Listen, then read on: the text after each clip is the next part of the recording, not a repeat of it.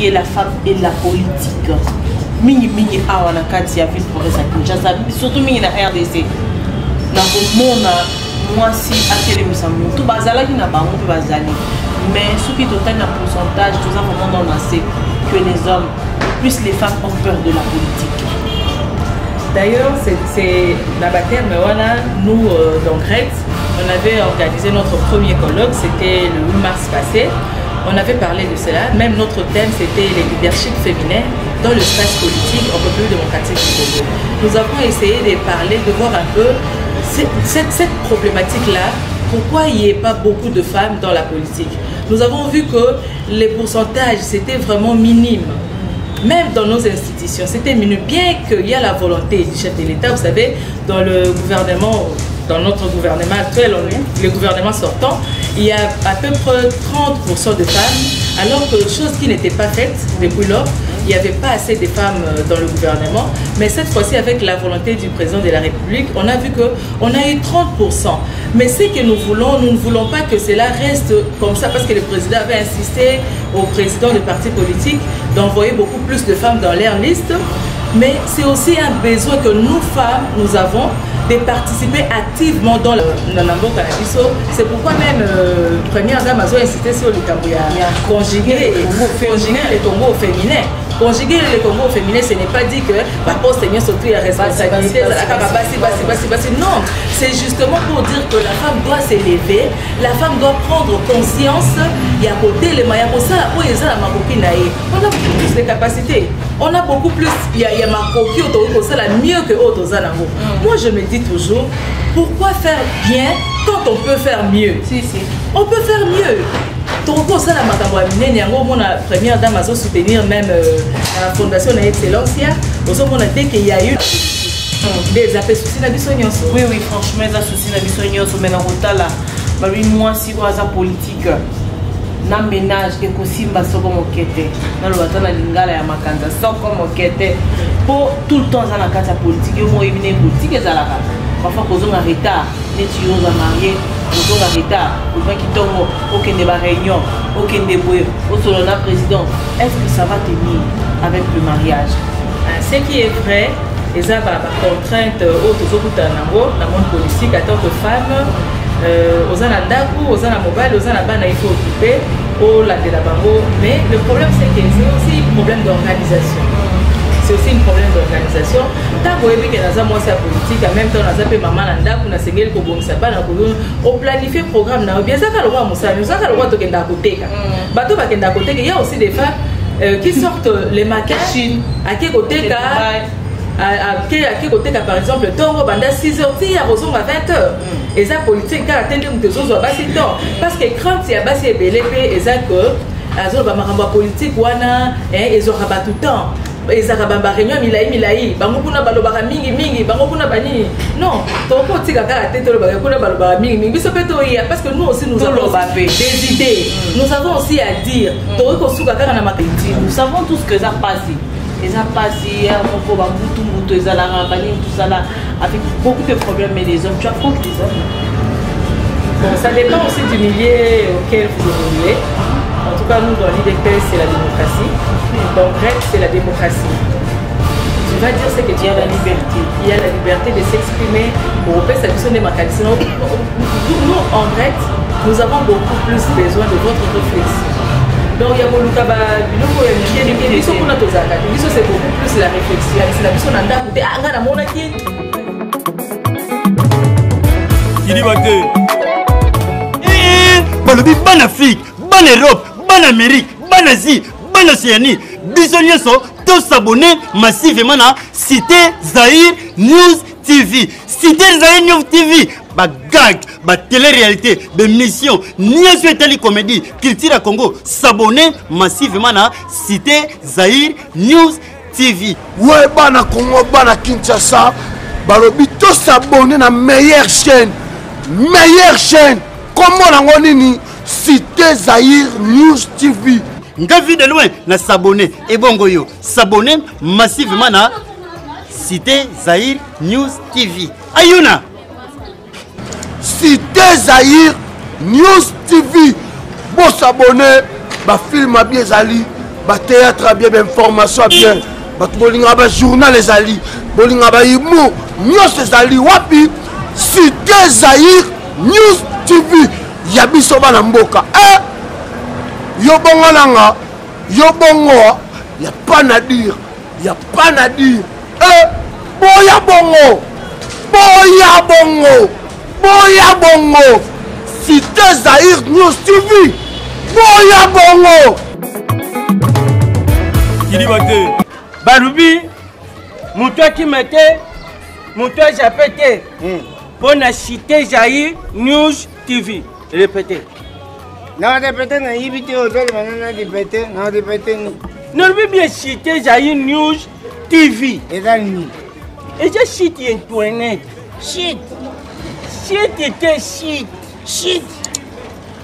Naringa kizengte so bazo balon denga ozo mema on ndenga biso Natali kizengte ozali banga zati Cité Zaïre News TV ezali nini iza chaîne Rushu ezali chaîne Rushu Cité Zaïre News TV ezali Cité Zaïre News TV ezali yana ezali ya Yves Cristiano Nakatala ezali Cité Zaïre News TV ezali ya Yves Cristiano Nakatala.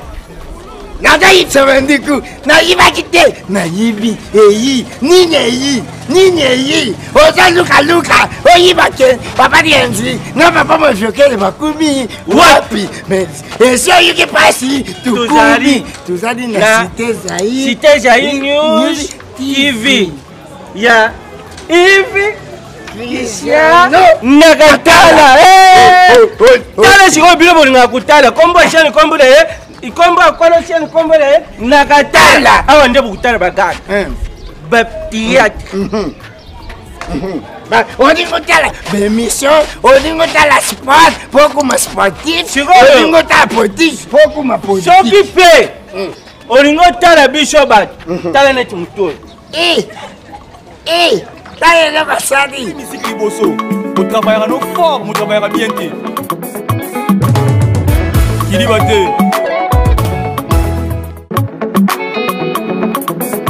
Les amis de Cité Zaïre News TV, heureuse de vous savoir nombreux devant vos écrans, partout, vous qui êtes partout dans le monde entier. En tout cas, merci beaucoup. Pour ça, la mission confiance. En tout cas, abonnez-vous massivement. Nélo, je ne suis pas seule aussi encore. Ce plateau naïe, bon, on a ma solo et Taliba Maman avec une grande dame de la RDC. Elle a su participer dans nos actions dans ma puce journalistique, journalisme awa nakati ya ville province à Kinshasa, puisque c'est le mois de la femme et ce mois tend vers la fin, vers sa fin. Il y a un autre qui est le Bénanan sujet. Anne-Marie Nakatala, maman Anne-Marie Nakatala, la prophétesse, qu'on a depuis Montréal, avec qui va aborder notre sujet parce que Batumi va le Bélarango. Mais pourquoi pas nous ici, dans la Cité Zaïre, la femme et la politique. Et surtout, encore plus, encore martelé, dans Makambo, maman Denise, slogan, cette fois-ci, nous devrions conjuguer le Congo féminin. Et ça, la valeur de la femme congolaise doit vraiment être dynamique et surtout que la femme dans la société doit jouer un rôle très important. Alors cette femme doit être valorisée partout dans le monde entier et ainsi que dans nos sociétés. Madame Moziga Pamela. Je dis déjà bonjour Madame Moziga Pamela. Bonjour Karine, bonjour à tous nos téléspectateurs. Très belle, bien habillée. Merci beaucoup. Madame Moziga Pamela, il y a vos fans, vos amis, ceux-là qui nous suivent partout dans le monde entier, profil vraiment, parce que tout au long de l'émission, on va vous découvrir qui est Madame Moziga Pamela. Je suis Madame Moziga Pamela. J'ai fait ma formation normalement en journalisme d'abord à l'IFASIC, puis j'ai décroché mon diplôme de licence en communication des organisations, toujours à l'IFASIC.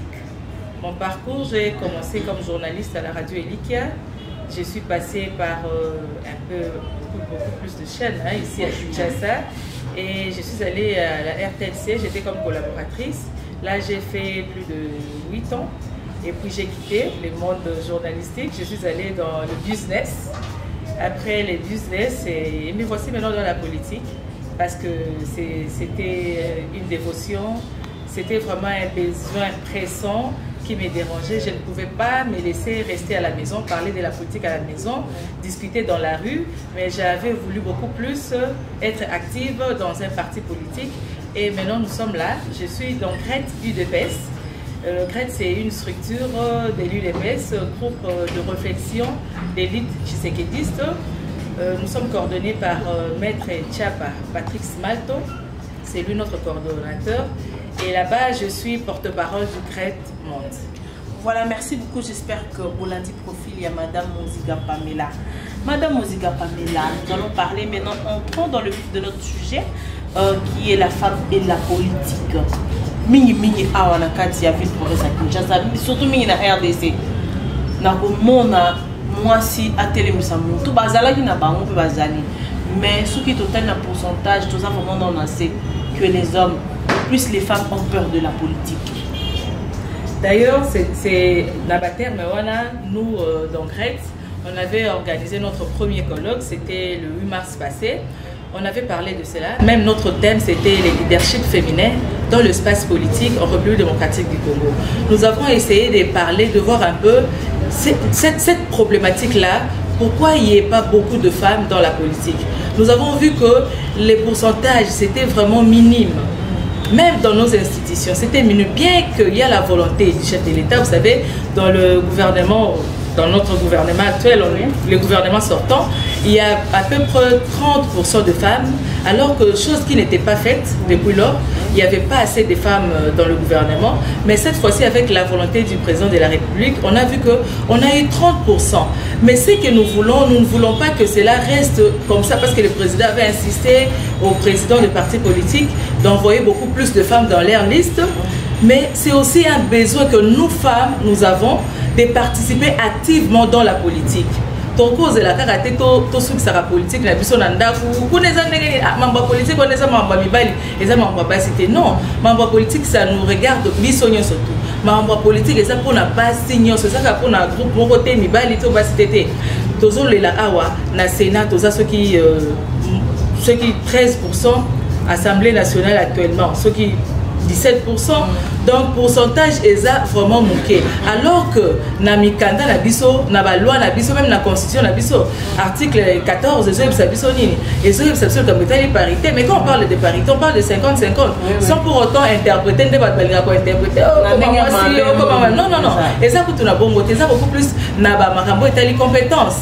Ndenge mobile ko ko sala musala, ndenge mwasi pa ko sala musala. Mais na 50-50, on a pourquoi biso moko tozo komater.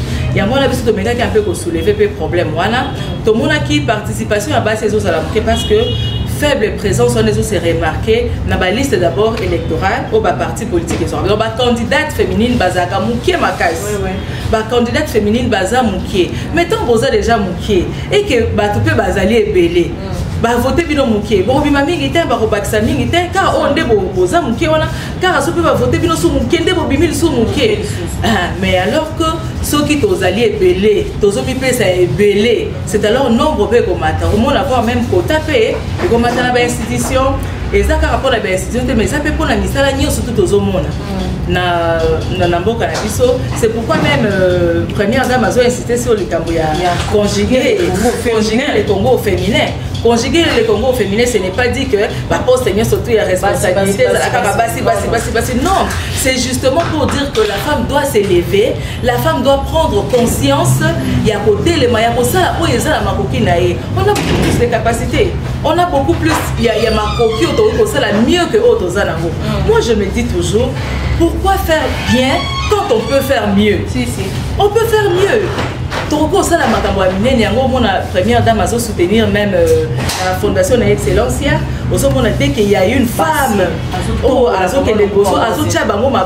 que tout évolue, pour que tout kende liboso. Donc mon salaire est basé mon capacité, il y a basé et que des liboso. Des appels soucis na biso nyonso. Oui, franchement, ça souci na biso nyonso mais na kotala ba moi si waza politique.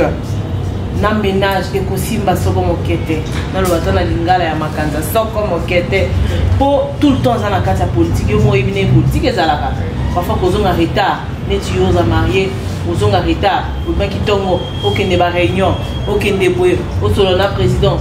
Est-ce que ça va tenir avec le mariage? Ce qui est vrai, et ça va contrainte autres dans le monde politique en tant que femme. Aux anandaku, aux anamobile, aux anabana, il faut occuper au la de la bango. Mais le problème c'est que c'est aussi un problème d'organisation. C'est aussi un problème d'organisation. Tant que vous avez moi c'est politique, en même temps on a zappé maman nandaku, na sengeli ko bongisa bana ko on planifie programme na bien ça ka le roi Moussa, nous ça ka le roi to kenda koteka. Bato ba kenda koteka, il y a aussi des femmes qui sortent les maquettes à qui koteka.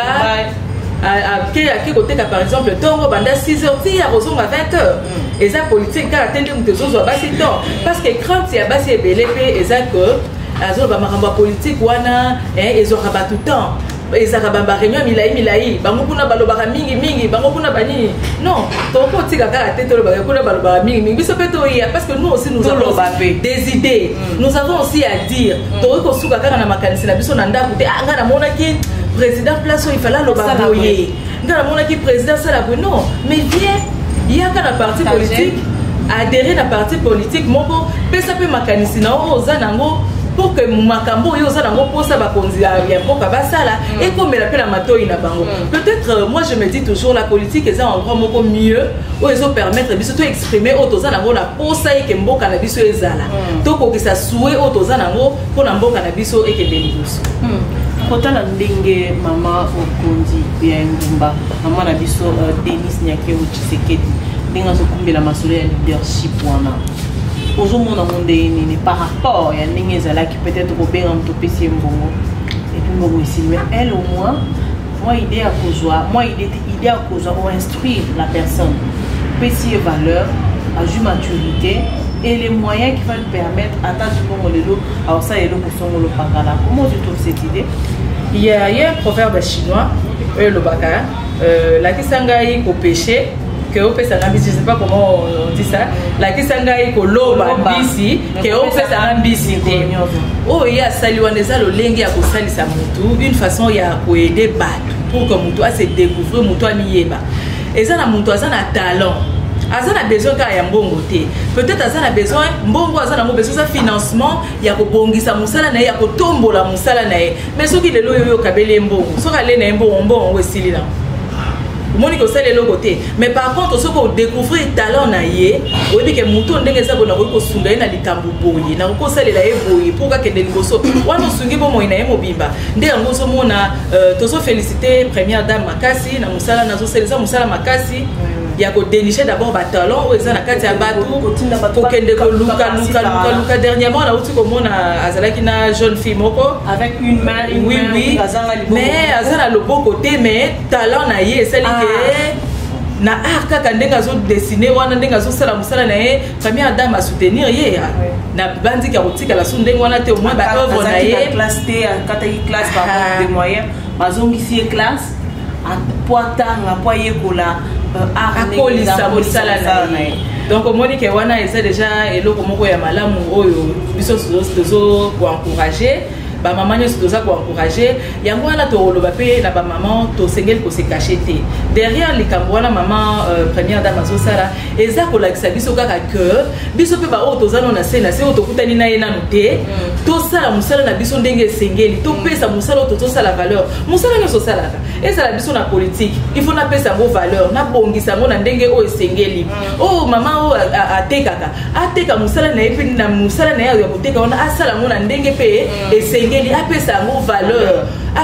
valeur pour musala nyonso to ozosala eza musala ozosunga libota na yo eza musala ozosalisa yo donc okokotika ngo ndenge wana te message ya première dame c'est d'abord ça c'est découvrir yo ozanani eloko nini ozala ngo na kati eloko nini okoki kosala mpona yo moko mpe eloko nini okoki kosala mpona mboka azosuka kaka na niveau ya mutu ye moko te c'est beaucoup plus intégral ezokende na niveau ya yo moko na niveau ya milieu place ozali na développement ya mboka na biso ntango ozwi mayele ozwi makoki ya kotanga classe certainement osuka na niveau na yo moko te ekozala mpe bénéfique mpona bao baza pembeni na yo ntango emati lisusu makasi ezala su mpona yo moko te mpona mboka mobimba ekomi fierté ya mboka mobimba donc message ya première dame c'est beaucoup plus ça mutu mwasi amiye ba o nani azali pe na komiye ba wana apé sa valeur ne loko oyo ye azosala. En tout cas, vraiment félicitations, merci beaucoup notre distinguée première dame maman Nabiso, maman Denise Niake Tshisekedi, merci mille l'action. Maman Malam Mozosala pour l'avancement au Canabiso au Congo RDC. Donc on a côté la sikoyo attitude ni moi c'est ça. Deux questions dans tout notre chambre parce que vous allez coller parce que c'est le roman encore. Que représente l'homme pour la femme? Pas seulement sur le plan du mariage, mais facultatif. D'abord, sur le but aux enseignement biblique, parce que nous sommes des croyants. Sur le but aux enseignement biblique, la Bible se dit que la femme est une aide, un être semblable à l'homme. Mais d'abord, on a commencé par dire que c'est une aide. Azar on a pour nous salisa mobile, Azar on a pour nous compléter mobile. Donc c'est la complémentarité entre l'homme et la femme. Distinction on a tout le gars pour ça na bala mingi mingi. Puis là on a besoin de senga parité na. Est-ce que mon son comme non non. Les a beaucoup plus sur la tête. Les a pour cette complémentarité. Donc travailler ensemble, travailler en synergie. Et ça la mobile, et ça la moi c'est tant aux autres ça la personne sont ensemble. C'est un autre comment na toko trouver et l'autre lingi na. Na liba par exemple de autour le barana. Mobile et ça mobile. Moi si na bobota manae, elle a des facultés inhérentes à elle-même. Elle a des facultés inhérentes beaucoup plus féminine. Et ça pour tout ya ko loité que o batangela mo classe on était moi c'était mazana ndako biki na za mobile, je dois prendre soin de mon mari, je dois prendre soin de mes enfants, je dois prendre soin de la maison. Donc on essaie le moko ça naturel. Et ça peut être la moi si moko. Mais ko ça la siko pasi tango zo ko kabolaté o ya ko sala ya ndako na ozo sala libando zo ko kabolaté nde wana zo sala base. Ya mona lobaki liboso et ça beaucoup plus problème il y a organisation personnelle. Ceux qui ont planifié temps na yo, oyebi ko bongisa, ko organiser programme na yo, au moins na kenyo surtout ekende bien. Bien que ba réunion de réunion politique et aussi la careta. Oui, mais la complémentarité mususu yangwana. Quand l'homme sait que ma femme est politique, ayebi ke arozonga herboé, il va les beaucoup avec les hommes jaloux. Ils pensent toujours la négativité, ils pensent toujours dans le négatif. Dans moi, c'est une femme mariée à 1h du matin. Wana siko c'est qu'à comprendre. Wana siko c'est qu'à comprendre non musala moi sinaya au salate. So qui a yebi musala moi sinaya ko ça d'ailleurs, yenda kozala kutu soutien na ya liboso. Yenda kozala soutien liboso. Maman tu es où? Maman mais non ça se passe comment là-bas? Ah maman ndengeni. Donc à kolane là de près justement pour encadrer. So qui a encadré malamu mingi te peut-être ozo peu courage Jonathan banda pe obanga bango ça na réunion monter mais so beta. Peut-être que quand je veux rentrer mon mari va me frapper. Peut-être que quand je veux rentrer, mon mari va me battre. Mais tant que tu as un soutien de ton mari, tu as le soutien de ton mari, tu sais que je suis calme. Aïbi programme Nangai. Même ce qu'il y a. Aïbi que euro eza boy. Aïbi que en ce moment je suis place boy. Aïbi que place on a la réunion boy. Donc ça va pas poser problème. Mais si je pourrais dire quelque chose na basi parce que basi belé na makabotali politique bazo ba. Babanga nini? Et là, quand on basi babangaka pona bango politique na musika parce que nous tous biso c'est ça qui bon c'est un danger donc politique comment politique on va voir bomanga tant na oloba boye ba kokanga ngai tant na oloba boye ba kosala nga boye omoni mo ba crainte wana esala ke et bangisa basi ebele. On a catégorie à l'Iboso. Catégorie à l'Iboso, ça va se battre au côté de la politique. Quoi, jeu politique, hein. Aïe, jeu politique, non, malade, m'invité. Na ngwana to sengaka, na basi au basa pour adhérer na ba parti politique, ba président ba parti politique, ba commission za ba parti politique et formation. Et puis ça basi mateya. Na makabota li politique. Ba yebisa basi politique ezalaka boye et sengé parce que la politique ça s'apprend. Mutala mukarate ka bi onde na za bonga la botamaki na politique.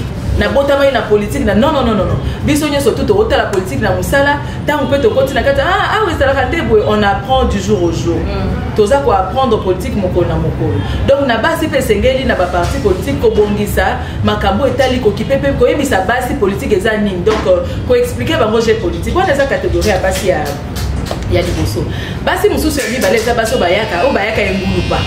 Parce que qui parti politique on a ba kabola ba 3000 francs ba pesa ba maputa ale ba mona ba ye belé aye na ende ngona te po aza na ambition non non non parce que politique d'abord eza les causes na ambition oyo ça la politique na but ni eza na bato bayo ça la politique peut-être pour na but moko ba yo kamakanisi na ye eza pe na bato muso yo ça la politique pour azwa akoma par exemple député akoma sénatrice asala musala moko boye o aza nango posa na mboka o dans le lenge na ye amoni ka ko sungela mboka eza par exemple kokoma député kokoma par exemple sénateur kokoma par exemple musala o nyoso to l'état ekoki kopesa ye na makoki o yaza nango mais catégorie ya basi ya mibale na bango bayaka na ngulupa ya yete po aza na ambition mais ya ye parce que aokabola maputa aye parce que baokabola bapesaka ba 10 000 francs aye parce que bayokaki sango ke kuna baokabola sac ya loso chaque fin du mois pesa soso loso na huile yango ya yo moni ke ezosala biso pasi bato abongo ntango ata baye na parti politique ebele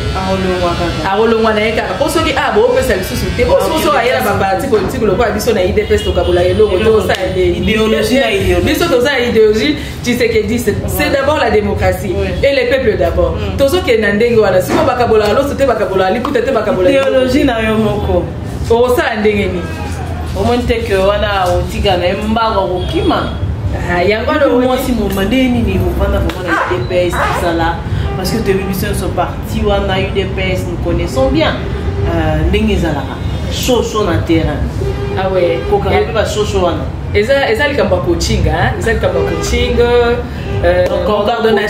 mon coordonnateur Patrick Malto, merci beaucoup pour l'encadrement, merci beaucoup pour les orientations. En tout cas, c'est nous tous on voyait la politique de loin, mais l'expérience naïe, combat, nous avons cru à son combat et nous avons dit que on peut faire quelque chose avec lui.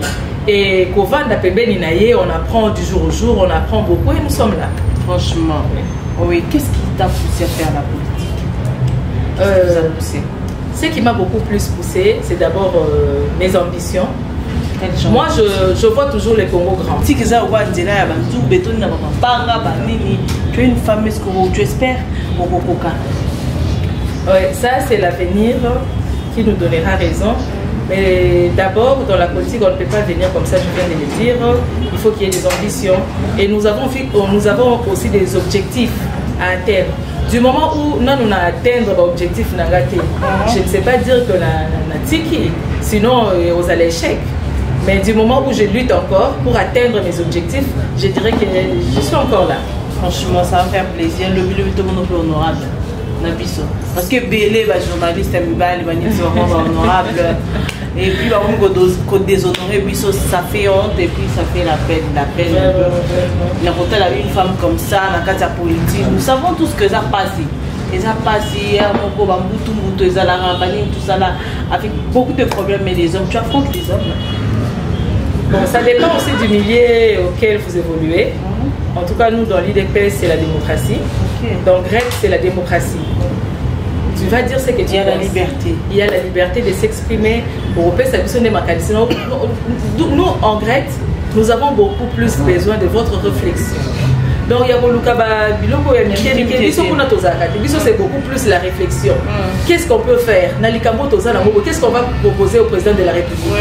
Nalikabo des autres qui sa président de la République.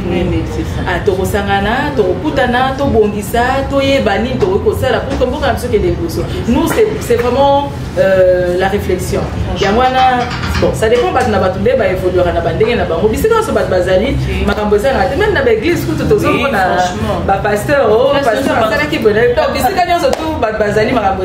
nous ne sommes pas des saints, mais chez nous on essaie quand même de maîtriser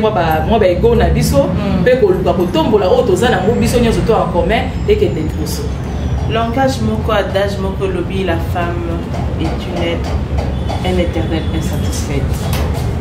Bon, ça ce n'est pas seulement la femme, mais c'est l'homme. La femme, c'est le corps à l'ingage du corps. C'est le collège du corps. On s'est dit que ça la pauvreté, tout ça bassi parce que c'est notre moi. Nous avons nos droits. Oui, ça la raquette, c'est un droit à biseau. Qu'on arrête de nous juger que moi ça tourne à Rambo Kate. Ce sont des adages de télévision. Moi, c'est une éternelle insatisfaite. Attends, par rapport à ces propos, nous sommes femmes. Moi, si je peux dire quelque chose, il y a beaucoup de stéréotypes. Ils ont incriminé moi aussi jusque-là. Ce n'est pas seulement au Yolo. D'abord, auteur, il y a l'homme, la femme, l'homme. Éternel qui tisse les on sur femme ouais banane ba qui tisse la banane ce ko ba banane ba qui tisse la moi aussi ba homme wana o mususu wana homme masculin ba homme wana ne seconde ba qui tisse la ngo basi simplement pour na ko luka ko incriminer biso mais on ba discrimination c'est ça discrimination tozo lo bato lo ba nezo lo ba même na ba stéréotype wana oui moi si par exemple na ndako nde to boko la bana osala bana basi osala bana bali tellement nos comportement ba maman tozala na au moins la maman a privilégié beaucoup plus moi que moi si soit disant yo vana na yo bala na vana na yo ok na limité niveau donc azo quitter ça moi kaka ya moi si alors que ya moi si na yeba ko ça la paix mieux yango na makambo na zo mona ces derniers temps na mukili na biso on parle beaucoup plus na terme ya genre ngana zola nazo zola ngo a dévoler voler les bosses ça basi biso moko toko tikala to s'accrocher nango vraiment te pour nanga je me vois toujours et ça net na ba limite hein et ça na ba limite il y a féminisme pourquoi parce que ce to bito tikala ka na niveau na genre tozo moi nesi biso toko misko faible tozo pesa bango siko raison na ndeba bakano moi si boy na boy o moi si baba stéréotype nyonso to wana ba loba nyonso ba pesa biso de ce côté pesa parce que biso mo to pe tozo ya bango non moi je suis une femme je ne vais me contacter que de ma beauté je dois me contacter que de non mais c'est de cette façon exemplement limbisa katiote il y avait eu des hommes oh bah même qui ex maman la biso qui présente il y a Sénat maman la biso mabunda mibali quand ba côté l'erreur il y a les hommes pe ba bisa que aux moi si il faut se taire makamo musulengwana pour mon bali mo lobi boya moi sali boya il y a bango wana ezalaki erreur ya bango moko yango nayebisa ke ezo dépendre mpe leadership ya mwasi na politique ezo dépendre mpe na milieu oyo aza koévolue différence ya biso na bango ya bango baza na autorité morale quand autorité morale a dit ceci bokosala kaka bongo même si yo moko oza na makanisi na oyo ya malamu omoyo oloba eza te sikoyo différence na biso oyo yango wana biso soki oza na makanisi na oyo ya malamu oloba okoloba te ngai na likambo oyo nga namonaki boye ye place azalaki wana soki azalaki na makanisi ya malamu akobai mpe koloba mais lokola azobanga autorité morale asi alobaki boye akosala nini yango esali même que biso nyonso tu au début tosoutenaki ye mais ntango tomonaki ke azali mwasi lokola biso tokokopesa ye maboko mais na façon ya koréagir na modèle wana kofaire tête na président de la république non tokokopesa sous place wana ekokaki na ye te tokotombola sur un niveau de koka kopesa ete mbala moi c'est azui présidence ya assemblée et c'est pas ça que biso nyonso tout basi mais comment on a sur place comment on a sur terrain misala na makambo asali tomoni c'est que nano comprenaki karaté pourquoi azalaki wana parce que ya koka kozala exemple ya kotalisa que moi c'est akoki pe koloba non pe makambo mosusu pe échanger mais tant yo komi kotisika parce que autorité morale alobaki yo kozomisika parce que lié kuna ba autorité morale bifo lobaka raboy ye pa lobika bon Monique à Salem voilà merci beaucoup madame Moziga Pamela toujours kende madame Malembe na suke na biso à propos nous allons regrouper ça à travers la femme congolaise qui nous suit partout dans le monde entier y compris la diaspora na biso les loyo bana mikie bazo bota ba 14 na viol mibali bazomona baselo kupamba atazana nazanga mwasi ba chef de famille mibali donc chef de famille koza mwasi te pona makabotali mwasi tolembo lobate tolemba kolobate tozo continuer koloba oyebi ke makambo koloba pona makambo mwasi bati lelo te depuis début 20e siècle déjà avec la révolution féministe basi ba comment déjà koluka komi depuis l'autonomisation de la femme koluka komi bimisa atala pe ke ngana yeba droit na ngai ngape na droit ya ngape na besoin oui il y a déjà des avancées mais tolingue souki na bongo kakate yango moni tozo ya beaucoup plus mikolo na ba message à sensibilisation. Oui, basi belé basi bazui moi mayele ozomona mutu na mutu otelema na esika na ye yango moni même na mboka na biso tolobaki ne bandeli awa tozwi chance ya kozwa 30% ya basi na gouvernement ezobima kala mingi te awa tozwi chance ya kozwa basi mosusu na comme ba DG na ba entreprise ya l'état tozwi chance ya komona basi kosala makambo ya minene eza ba makambo esengeli ko encourager mais toki kosuka na na niveau wana te tozo continuer ko beta c'était tozo continuer ko marteler parce que du moment où yo nanga tozo sola makambo moi c'est tellement moi il y a encore d'autres femmes qui souffrent. Il y a nos sœurs à l'est là-bas, baza pour périr na ba guerre, bazo périr na ba viol. Makambo so ke na mondenge moko mais il y a toujours l'impunité. Bazo violer ba moko na ba bazo violer ba mo ba osa na ba toana nini. On ne peut pas en finir de parler. On ne peut pas s'arrêter de dire que non to lo basu sur makambo viol parce que viol est non, on n'a pas encore to comme on a souka to longi na penza likambo ngote parce que ça continue. To lo ba ke to longi ngoto to mona ke to eskiti to moni ke ba viol ngo esili liboso biso kanisa peut-être que zaki na ba campagne. Maintenant et comité na milieu urbain soko lobi otalata na ba chaîne à télévision na biso elakisaka ba proximité ba chaîne na biso à proximité oromona chaque jour ozoka baka viol les années chaque jour ozoka bana mike boyena mais biso to kanga morodeni. On va continuer toujours à sensibiliser, on va continuer toujours à dénoncer, on va continuer toujours. D'ailleurs, dans ce pays-là qui mingi likambango bien que to comme yo que comme cela $12,000.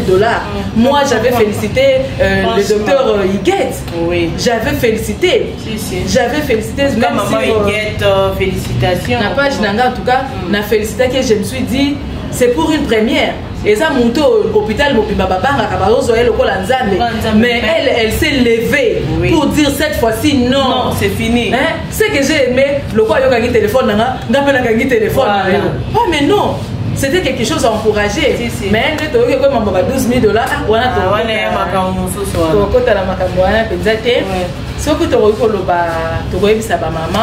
maman osala motu ya mingi. Maman osala makambo kosala ebele. Maman osala makoki mingi. Maman okoki na yo. Mutu ayebisa yo te ke okokoka te. Mutu abenda yo na sima te ke zonga sima okokoka te okoki. Na musala na yo place ozosala. Na eloko na onyo so place ozosala. Bimisa oza na ngona kati na yo. Toza ko insister beaucoup plus sur la compétence. Comment est-ce que biso to lingi tozo ba poste. Soki toza na makoki wana te. Maman, to se mettre à jour, to yekola. Ata otangi mingite, ata oke université te, ata oke soki ba classe milai te, mais na makoki o nzamba pesi yo, na o zala ngo na maboko na yo, okoki kosala makambo ya minene pe mokili eyebi yo. Okoki kosala pe makambo ya minene pe otomboli mboka na biso. Posa na biso ezali mwasi amiyeba. Mwasi ayeba nani o yazali, nini o yazana ngo. To mi bomba kaka te na sima ya nzoto na biso. Que notre sexe ne soit pas un astuce peut-être ya koluka ko gagner loko moko bona sima to ko zelo moko na sima non. To bimisa beaucoup plus ezali ba qualité tozana ngo. To bimisa ba capacité o tozana ngo ba ko découvrir biso pe to ko yeba ko kokisa. Makambo tozana ngo posa. Ezala pona mboka na biso, ezala pona famille na yo moko, ezala pona quartier na yo, ezala pona commune na yo, ezala pona district na yo, même pona ville na biso ya Kinshasa, pona mboka na biso mobiba. Et pourquoi pas pour le monde? Hein? Pourquoi pas pour le monde? Tozo mona awa ba chercheur de bazo bundana. Toto ko kama ya COVID-19 awa. Boni basi ba mi pesi pona ko lutter contre COVID-19. Et bon yo mama yo vai na ndako ozela nini? Bakolo na mesa. Yo vani na ndako ozela nini? Ozala makambo ebelo koki ko sala pona mboka o. Ozala makanisa ebelo koki ko pesa. Wana eza pona ba mama nyoso, pona ba mama batala politique na musika. Na websa bango. Bobanga na bino te. Et loko ya kobangisa kuna na kati ezalaka te. Ezaka ke courage ozaka na monde ko discuter na ndako parce que moi j'ai discuté dans la rue. Moi j'ai discuté dans la rue. Donc le matin ba parlement debout moi j'étais là, je discutais bon na mais Nzambe a pesinga zela mususu maintenant j'évolue là où je suis et comme ça il s'appelle biso na auto za na posa to ya to adhérer na ba parti politique to qu'on a ba parti politique ya malamu et ko pesa biso makoki ya ko évoluer comme il se doit. Et puis, voilà, merci beaucoup. C'était maman Moziga, madame Moziga Pamela. Pour votre numéro de d'enfant, salutation. tes amis, ma femme, partout dans le monde entier.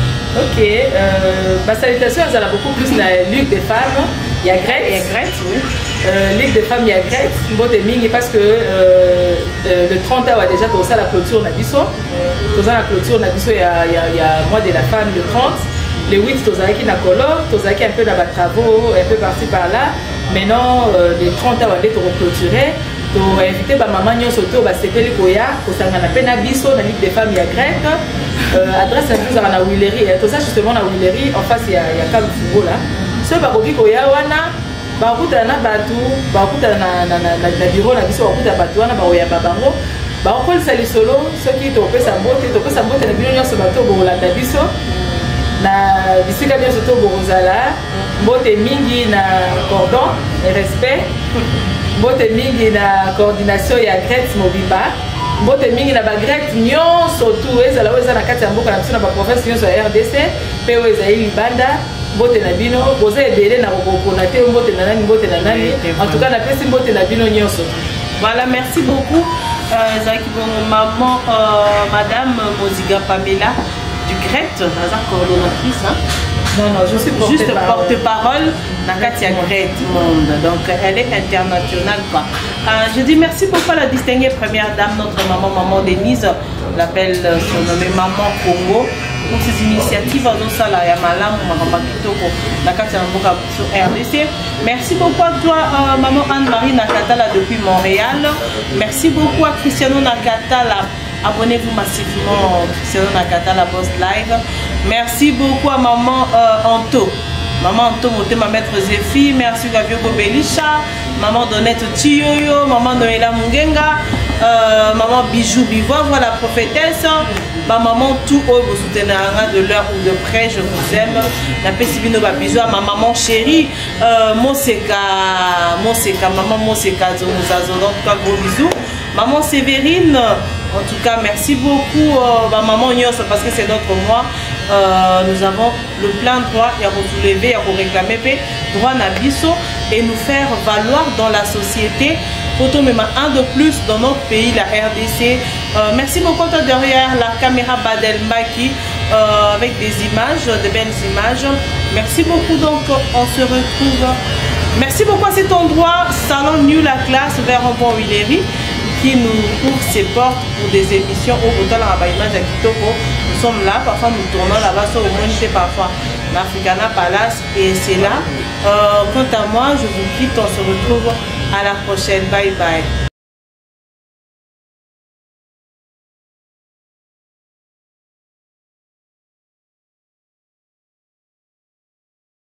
Limbo, personnel. Maman j'emmène un Olympia. Yoka mwana na yo. Ya bozala te. Eric Kabe, un garçon crédible. Pour le gens qui ont embouteillage, Jamoni Potiramba Nanaye, Animi Moussala ne Beba, dans la niveau, Sarah Boanga, Yaya.